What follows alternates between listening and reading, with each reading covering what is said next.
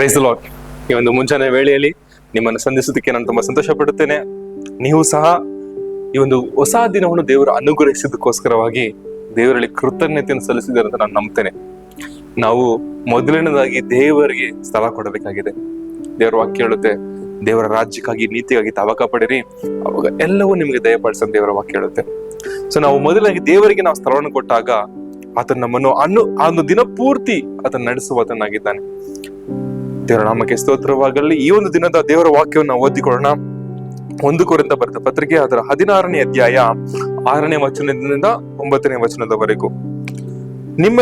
ನಿಮ್ಮಲ್ಲಿ ಹಿಮಕಾಲವಾದರೂ ಕಳೆದೇನು, ಮತ್ತು ನಾನು ಹೋಗಬೇಕಾದ ಸ್ಥಳಕ್ಕೆ ನೀವು ನನ್ನನ್ನು ಕಳಿಸಿಕೊಡಬೇಕೆಂದು ಈ ಸಮಯದಲ್ಲಿ ಹೋಗುತ್ತಾ ನಿಮ್ಮಲ್ಲಿ ನೋಡಿ ಹೋಗುವುದಕ್ಕೆ ನನಗೆ ಇಷ್ಟವಿಲ್ಲ.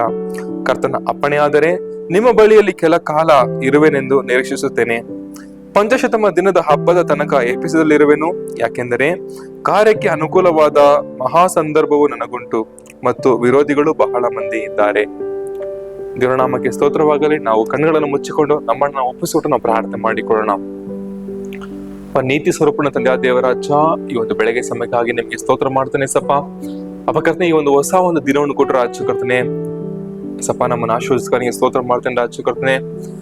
ಈ ಒಂದು ಕರ್ತನೆಪ್ಪ ಮೇ ತಿಂಗಳ ಕರ್ತನೆ ಕೊನೆ ದಿನಗಳಿಗೆ ನಾವು ಬಂದಿದ್ದೇವೆ ರಾಜು ಕರ್ತನೆ ಸಪ್ಪ.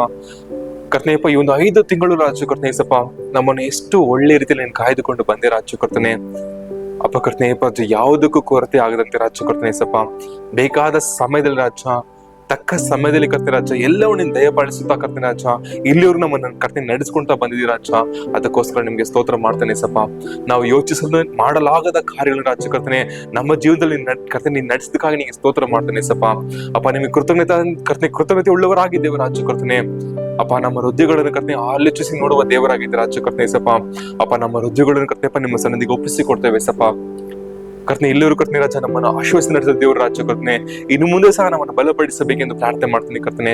ಏಸಪ್ಪ ಕರ್ತನೆ ರಾಜ, ಇದನ್ನು ನೋಡುತ್ತಿರುವ ಒಬ್ಬೊಬ್ಬರನ್ನು ಕರ್ತನೆಪ್ಪ ನಿಮ್ಮ ಸನ್ನಿಧಿಗೆ ಒಪ್ಪಿಸಿ ಕೊಡ್ತೇನೆ ರಾಜ.